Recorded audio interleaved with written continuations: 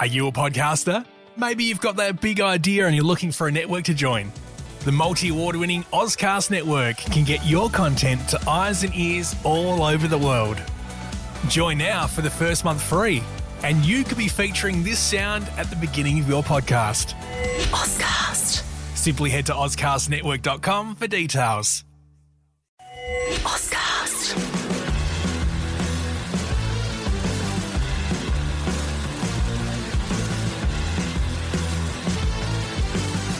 Right, so Bitcoin and the entire crypto market are taking a hit today, February 25th, 2025. And we're going to do a deep dive today into this cryptonews.com article. It's titled 3 Reasons Why Bitcoin is Down Today, to try to figure out what's going on.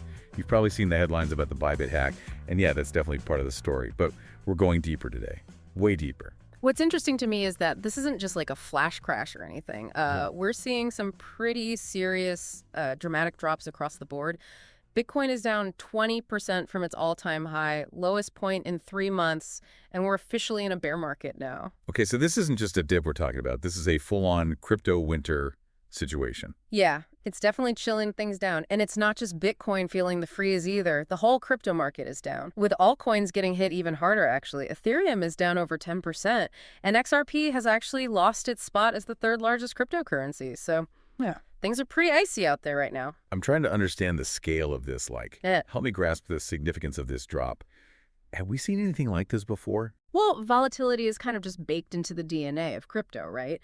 But what's notable here is the confluence of events. I mean, the Bybit hack, sure, but also the fact that Bitcoin was stuck in this really tight trading range for a while, hovering between $95,000 and $98,000. And that kind of stagnation often precedes a big price swing. So it was like the calm before the storm. This period of relative stability might have actually been a red flag. Exactly. And then you've got President Trump kind of throwing another wrench into the works with his tariffs on imports from Mexico and Canada. That move has global repercussions, potentially impacting the U.S. economy and shaking investor confidence, which always spills over into crypto. Okay, that makes sense. When the overall economic outlook seems shaky, people tend to pull back from riskier assets. So we've got the hack, the stagnant Bitcoin price, and now global economic worries thanks to tariffs. Anything else adding fuel to this crypto fire? Yeah. The article also points to cooling institutional demand as a major factor. Data from Sosa Value shows a massive $516.4 million flowing out of Bitcoin ETFs.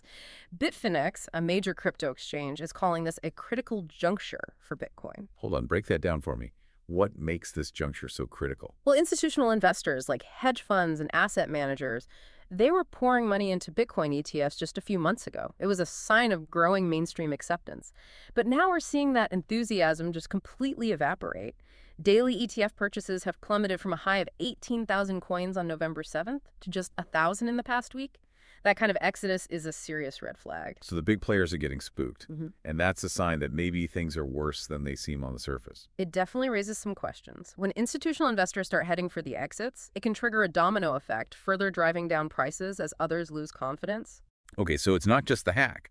We've got this perfect storm brewing, a nervous market, global economic uncertainty, and now big investors hitting the brakes. The article then dives into some expert opinions on what this all means, starting with Arthur Hayes. He's the co-founder of BitMEX, and he's predicting Bitcoin could plummet to $70,000. Is that even possible? I mean, are we really looking at a potential $25,000 drop from here? Well, predictions in the crypto world are always a bit of a gamble. But Hayes isn't just throwing darts at a board. He's a seasoned player, and his analysis is based on market sentiment, technical indicators, and, potential macroeconomic headwinds. Whether Bitcoin actually hits $70,000 is anyone's guess. But it's a scenario worth considering, given the current climate. So are we all just supposed to panic now? Well, panic is never a good investment strategy. Remember, volatility is part of the game. Bitfinex also pointed out an interesting trend. Those meme coins and Solana, which were skyrocketing in the bull market, are now free-falling. It's a classic case of what goes up must come down. Even Ethereum, which has been relatively strong, hasn't consistently outperformed other assets. So it seems like diversification is key, even in the land of crypto. But this article doesn't stop at just the crypto world. It makes this interesting connection to the wider financial landscape, specifically the S&P 500. Now, I'm not an economist, so help me connect the dots here. What does the U.S. stock market have to do with Bitcoin's current struggles? Right, that's a great question. And it really highlights how interconnected the financial world really is. The article brings up Michael Hartnett. He's a strategist at Bank of America, and he's predicting a potential 6% drop in the S&P 500. And here's where things get really interesting. He believes this drop could actually trigger President Trump to intervene with new fiscal policies. Okay, I'm all ears. What kind of policies are we talking about? And how could those possibly have anything to do with crypto? Well, when the stock market takes a significant hit, it's often seen as a sign of a weakening economy. A 6% drop in the S&P 500 could be enough to push Trump to try and stimulate growth, potentially through things like increased government spending or tax cuts. These are what we call fiscal interventions. Okay, so maybe some infrastructure projects or something, but I still don't see how that impacts Bitcoin. Right, well, that's where Jack Mallers comes in. He's the CEO of Zap, and he offers a really intriguing perspective on this whole situation. He acknowledges the short-term volatility we're seeing in crypto right now, but he actually remains bullish on the medium to long-term outlook for Bitcoin. So short-term pain, but potential long-term gain. That's a familiar tune in the crypto world. But I'm curious, what's Are you a podcaster? Maybe you've got that big idea and you're looking for a network to join. The multi-award-winning Ozcast network can get your content to eyes and ears all over the world.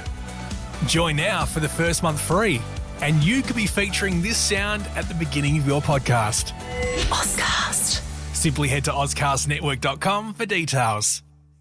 his reasoning? Why is he so optimistic when everyone else seems to be heading for the hills? Well, Mallers believes that Trump's policies, especially any that are focused on infrastructure spending, are likely to be inflationary. Okay, remind me what inflationary means in this context. I always get that mixed up with deflation. Basically, inflationary policies can lead to an increase in the money supply, which then decreases the purchasing power of the dollar. Imagine if the government printed a ton of new money. Each dollar you have would suddenly be worth a little bit less. I got it. So more dollars chasing the same amount of goods and services. That drives prices up, right? But how does that relate back to Bitcoin? Right, that's where Bitcoin's unique characteristics come into play. Unlike traditional currencies, which can be printed at will by governments, Bitcoin has a fixed supply. There will only ever be 21 million Bitcoins in existence. So if the dollar is losing value due to inflation, Bitcoin, with its limited supply, could become a more attractive asset. Exactly. This is a key argument made by Bitcoin proponents, that it acts as a hedge against inflation. In a world where traditional currencies are potentially losing value, Bitcoin, with its scarcity, could hold its value or even increase in value relative to those currencies. Okay, that's a fascinating point. So even though the crypto market is taking a beating right now, there might be a silver lining if inflation becomes a major concern. It's certainly a possibility to consider. It reminds us that the financial world is complex and interconnected, and that there are often multiple forces at play, even in a situation that seems straightforward like a market crash. So we've got this market reeling from a major hack, global economic uncertainty, and now this potential wild card of inflation that could actually boost Bitcoin in the long run. It's a lot to digest. It definitely is. This crypto news article does a good job of laying out the different factors at play, but it's a complex picture with no easy answers. I think what's important is understanding these forces so you can make informed decisions based on your own risk tolerance and investment goals. Knowledge is power, especially in the unpredictable world of crypto. The article ends on a bit of a somber note, warning that things might get worse for Bitcoin before they get better, pointing to the gloomy economic outlook, the lack of progress on crypto-friendly policies, and of course these massive hacks that just continue to plague the industry. It definitely feels like we're at a crossroads here. But hey, crypto has weathered storms before, right? What are your thoughts on this? Is this just a dip worth buying, or is it a sign that we're headed for even bigger trouble? Well, that's the million-dollar question that every investor is wrestling with right now. And unfortunately, there's no crystal ball. I think if you believe in Bitcoin's long-term potential, as a hedge against inflation and a store of value, then this drop could be a chance to buy low. However, you absolutely have to remember that every investment carries inherent risk, and that risk is magnified in a volatile market like crypto. So we've got to be cautious, but not completely lose our heads. It's a tough balance to strike. Any final words of wisdom for our listeners as they try to navigate this turbulent crypto landscape? Well, I think the most important thing is to stay informed and do your own research. Don't let fear or FOMO dictate your decisions. The crypto world is constantly changing, and there's always something new to learn. Keep an eye on those macroeconomic trends, understand the technology behind Bitcoin and other cryptocurrencies, and remember that patience and a long-term perspective are your best allies in this space. Wise words. This deep dive has given us a lot to think about. It's clear that the crypto market is influenced by a web of interconnected factors, and understanding those forces is crucial for anyone looking to invest. Absolutely. And I think, as we've seen, the current situation with Bitcoin is a prime example of how global events, economic trends, and even political decisions can converge to shape the future of finance. It's like watching a financial thriller unfold in real time. What stands out to you in all of this? I think what's most fascinating to me is this idea that traditional market instability, driven by things like inflation and government intervention, might actually create the perfect environment for Bitcoin to thrive. It's a classic example of how disruption often arises from unexpected places. It's a reminder that we're living through a truly transformative period in finance. And while there are definitely risks involved, there's also immense potential for innovation and growth. Thanks for joining us on this journey into the heart of the crypto storm. My pleasure. Remember, the future of finance is being written right now, and crypto is playing a leading role. Stay curious, stay informed, and who knows, you might just be part of writing that future.